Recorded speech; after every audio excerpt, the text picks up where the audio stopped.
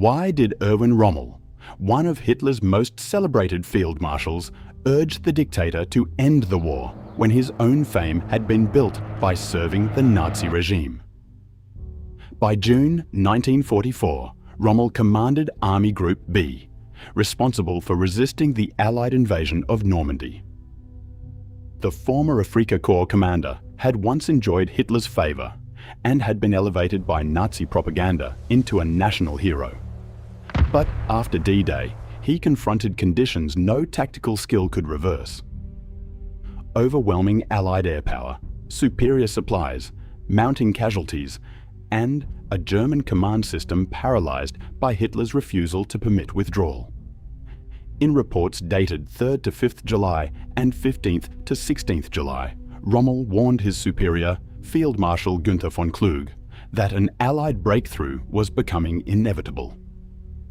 One report was passed to Hitler's headquarters.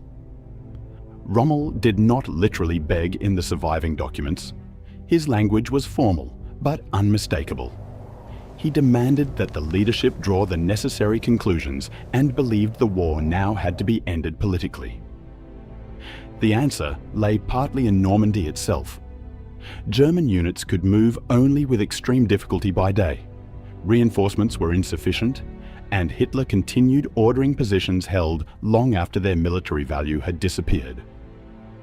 Rommel was also being drawn towards officers who wanted Hitler removed, including his chief of staff, Hans Speidel. How far he joined their conspiracy remains disputed. Evidence suggests he favored ending Hitler's rule and seeking peace, but he was not involved in detailed planning and may have opposed assassination. On July 17th, before his position could be tested, an Allied aircraft attack seriously wounded him. 3 days later, the July 20th plot against Hitler failed. During the ensuing investigation, Rommel's name surfaced. On October 14th, 2 generals arrived at his home in Herrlingen.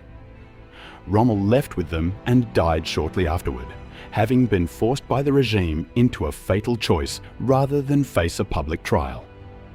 The regime claimed Rommel had died from his wounds and honored him with a state funeral. His late break with Hitler remains significant, but it cannot erase the years in which his victories served the dictatorship that ultimately destroyed him.